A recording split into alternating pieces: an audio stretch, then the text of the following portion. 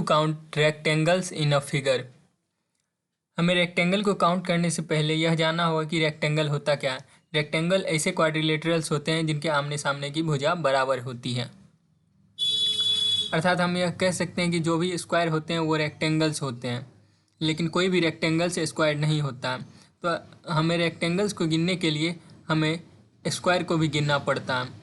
इसलिए आप मेरे पहले वाले वीडियोस देख लें जिसमें कि मैंने स्क्वायर और रेक्टेंगल्स के बारे में बताया है। अगर ना भी देखें तो भी यह वीडियो देखेंगे तो आपको समझ में आ जाएगा। रेक्टेंगल्स से रिलेटेड, रेक्टेंगल्स की काउंटिंग से रिलेटेड आपको दो टाइप के क्वेश्चन आ सकते हैं। हम पहले बात करेंगे टाइप 1 की। टाइप 1 है हमारा m इंटू एम।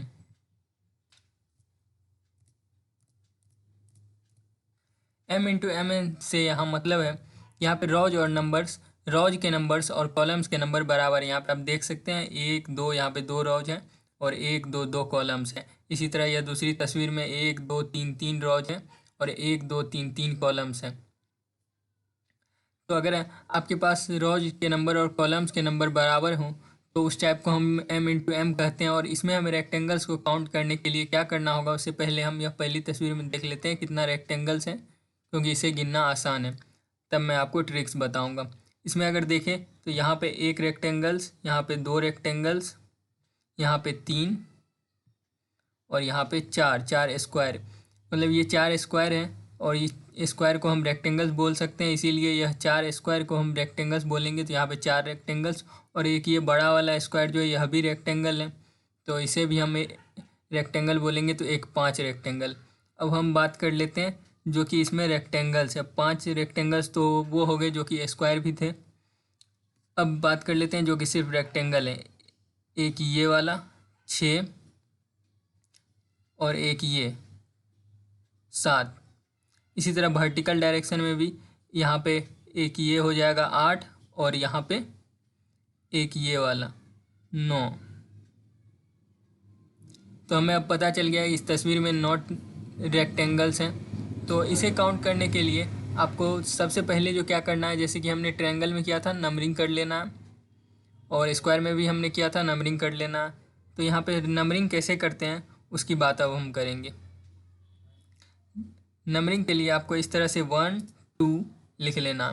इसी तरह से अब हम दूसरी तस्वीर में भी लिख लेंगे 1 2 3। तो जब आप ये लिख लेते हैं तो आपको मैंने ट्रायंगल में बताया था कि इसे सीधे जोड़ देना है। और स्क्वायर की बात करी थी तो स्क्वायर में हमने क्या किया था कि इसका स्क्वायर किया था, 2 का स्क्वायर और 1 का स्क्वायर, उसे हमने जोड़ दिया था जो कि हमारा 5 के बराबर आया था। और यहाँ पे आप देख भी सकते हैं 1 2 3 4 और एक 5 स्क्वायर थे। इसके बाद हमने जब यहाँ पे काउंट किया रेक्टेंगल तो वो संख्या थी 9। तब हमने स्क्वायर में स्क्वायर किया था। तो रेक्टेंगल्स की संख्या फाइंड करने के लिए हमें क्या करना है कि हमें इनका क्यूब कर देना है। अब हम अगर इनका क्यूब करते हैं तो आप 2 का क्यूब देख रहे हैं 8 और 1 का क्यूब 1। 1 का क्यूब 1 हो जाएगा और 2 का क्यूब 8, जिसे कि जोड़ देना है जो कि बराबर हो जाएगा 9 के बराबर। तो हमने इसमें काउंट करने के बाद हमारे पास रेक्टेंगल्स की जो संख्या आई थी वो 9 थी और हम इसे जब जोड़ रहे हैं तो वह भी 9 के बराबर हो रही है। इसी तरह से अब हम दूसरी वाली तस्वीर में देखेंगे। दूसरी वाली तस्वीर में काउंट करना मुश्किल है, इसीलिए हम इसे डायरेक्ट क्यूब करके देख लेते हैं। 1 का क्यूब, 2 का क्यूब, 3 का क्यूब। अब हम इसे जोड़ देंगे। 1 का क्यूब जो है 1 हो जाएगा, जोड़ 2 का क्यूब 8 हो जाएगा और जोड़ 3 का क्यूब 9 हो जाएगा। 3 का क्यूब 27 हो जाएगा। तो अब हम जब इसे जोड़ते हैं तो वह हमें 36 के बराबर होती है। मतलब इसमें 36 रेक्टेंगल्स हैं। ऐसे अगर आप इसे काउंट करते बैठते तो आपको सारा दिन गुजर जाता, लेकिन मुझे लगता है तब भी जो है कुछ ना कुछ मिस्टेक्स हो सकती थी। तो इसमें जो है आपको इसी तरह से इस ट्रिक का यूज करना है।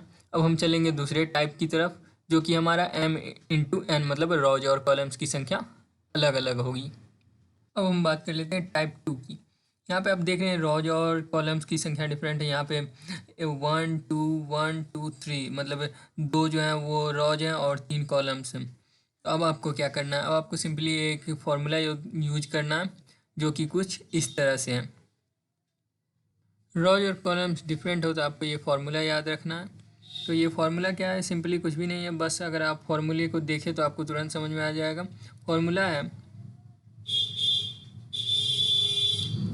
R इंटू r+1, यहाँ पे r का मतलब जो है वो रॉज से है, divided by 2 into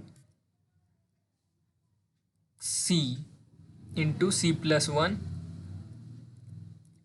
divided by 2। यहाँ पे c का मतलब कॉलम से है, r का मतलब रॉज है, मतलब जितनी रॉज है उससे एक बढ़ाकर और उसको 2 से डिवाइड करके, जितनी कॉलम्स है उससे एक बढ़ाकर उसको 2 से डिवाइड करके दोनों को मल्टीप्लाई कर देना। सिंपली आप जब करने लगेंगे तो आपको ये फार्मूला नहीं लगेगा, आपको बस ये लगेगा कि नंबर ऑफ रोज, जैसे यहाँ पे 2 हैं, यहाँ पे नंबर ऑफ रोज 2 हैं और इसको हम मल्टीप्लाई कर देंगे इंटू 3 से, यानी एक ज़्यादा से, और इसको हम डिवाइड कर देंगे बाय 2 से। तो ये हो जाएगा 2 इंटू 3/2, 3 दूना 6/2। 6/2 कितना होता है आपका, वो 3 के बराबर हो जाता है। और इसको हम फिर वापस से मल्टीप्लाई कर देंगे। यहाँ पे नंबर ऑफ कॉलम्स कितने हैं, 3, तो 3 नंबर ऑफ कॉलम्स है, 3 इंटू 3+1 मतलब ये 4 हो जाएगा। 4/2, 4/2 किसके बराबर हो जाएगा, 2 के बराबर। 2 इंटू 3, 3 दूना 6/2, 6/2 जो है वह 3 के बराबर हो जाएगा। फिर 3 इंटू 4, 3 चौका 12, सॉरी यहाँ पे 2 नहीं होगा, 3 चौका 12, 3 इंटू 1 बढ़ा के 3 चौका 12/2 जो कि 6 के बराबर होगा। 3 इंटू 6 मतलब यहाँ पे नंबर ऑफ रेक्टेंगल जो हो जाएंगे वो बराबर 18 हो जाएंगे। मतलब ये फॉर्मूला कुछ भी नहीं है, जितना नंबर ऑफ रोज है उससे एक बढ़ाकर मल्टीप्लाई कर दीजिए और फिर जितना नंबर ऑफ कॉलम्स है उससे एक बढ़ाकर मल्टीप्लाई कर दीजिए, दोनों का हाफ कर लीजिए और उसको मल्टीप्लाई कर दीजिए, तो आपको जो है टोटल नंबर्स ऑफ रेक्टेंगल्स आ जाएंगे। तो ये था हमारा कि रेक्टेंगल्स को कैसे काउंट करना है। इसी तरह के क्वेश्चंस में जो कि गवर्नमेंट एग्ज़ाम्स के लिए काफ़ी इंपॉर्टेंट है, मैं आपके लिए डेली लेकर आता रहूँगा उसी से रिलेटेड ट्रिक्स। इसके लिए आपको बस मेरा चैनल सब्सक्राइब करना है और अगर आपको ये वीडियो पसंद आया तो लाइक और कमेंट ज़रूर करें।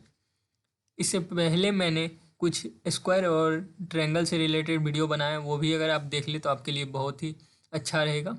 आप हो सकता है कि उनसे क्वेश्चन गवर्नमेंट एग्जाम में आ जाए, अगर आप किसी भी रेलवे या एसएससी की तैयारी करते हैं।